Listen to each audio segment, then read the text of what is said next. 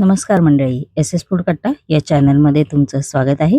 आज आपण बटाट्याची एक मसालेदार अशी भाजी तयार करणार आहोत. एकदम वेगळी पद्धत आहे आणि व्हिडिओ शेवटपर्यंत नक्की पहा. चला तर जराही वेळ न घालवता रेसिपीला सुरुवात करूया. इकडे या मिक्सरच्या जारमध्ये आपण आता 2 उकडलेले टोमॅटो आहेत ते घालायचे आहेत. त्यानंतर याच्यामध्ये 2 हिरव्या मिरच्या, 3 ते 4 लसूण पाकळ्या आणि अर्धा इंच आलं हे घालायचं आहे व थोडीशी अशी कोथिंबीर आहे ती घालायची आहे. व आपण आता हे मिक्सरला वाटून घ्यायचं आहे. एकदम पेस्ट करायची आहे, अशी पेस्ट करून घ्यायची आहे. आपण आता या फ्राय पॅन मध्ये 4 चमचे तेल आहे ते घालायचं आहे. त्यानंतर इकडे मी 4 कच्चे बटाटे असे तुकडे करून घेतलेले आहेत. बघू शकता असे तुकडे करून घेतलेले आहेत. आपण आता हे बटाटे आहेत ते या तेलामध्ये फ्राय करून घ्यायचे आहेत. थोडे असे गोल्डन ब्राउन झाले पाहिजेत.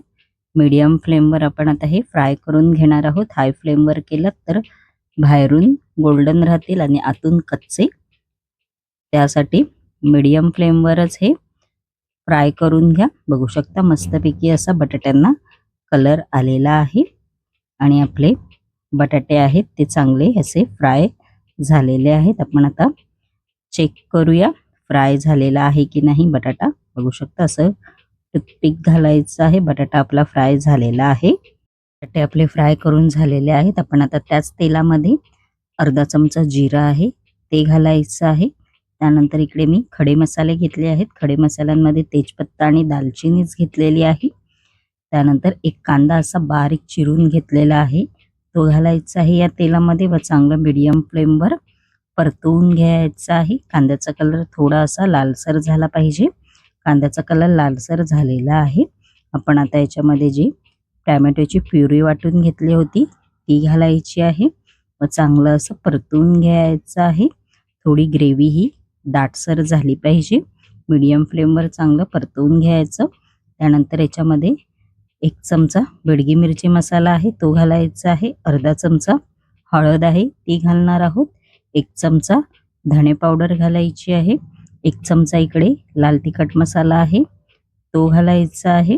चवीनुसार याच्यामध्ये आपण आता मीठ आहे ते घालणार आहोत व चांगले असे मसाले आहेत ते या ग्रेव्हीमध्ये परतवून घ्यायचे आहेत. थोडी ग्रेव्ही अशी घट्ट झाली पाहिजे.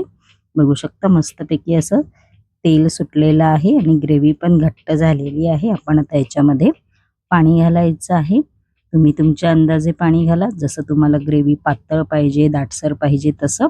व असं परतवून घ्यायचं आहे 2 ते 3 मिनिटं. मस्तपैकी अशी ग्रेव्हीला उकळी आलेली आहे. आपण आता याच्यामध्ये जे तळून घेतलेले बटाटे आहेत ते घालायचे आहेत व चांगलं असं परतवून घ्यायचं आहे व 2 ते 3 मिनिटं मीडियम फ्लेमवर हे आपण आता शिजू द्यायचं आहे. खूप छान लागते अशा पद्धतीने जर तुम्ही भाजी केलात तर. रोज रोज तीच पद्धत खाऊन कंटाळा आला असेल तर एकदा ही रेसिपी नक्की करा. थोडीशी बारीक चिरलेली कोथिंबीर आहे ती घालायची आहे आणि मस्तपैकी आपली मसालेदार झणझणीत अशी बटाट्याची भाजी आहे ती झालेली आहे. तुम्ही ही भाजी पुरी बरोबर, रोटी बरोबर किंवा चपाती बरोबर पण खाऊ शकता. आणि माझी रेसिपी कशी वाटली कमेंट बॉक्समध्ये नक्की सांगा.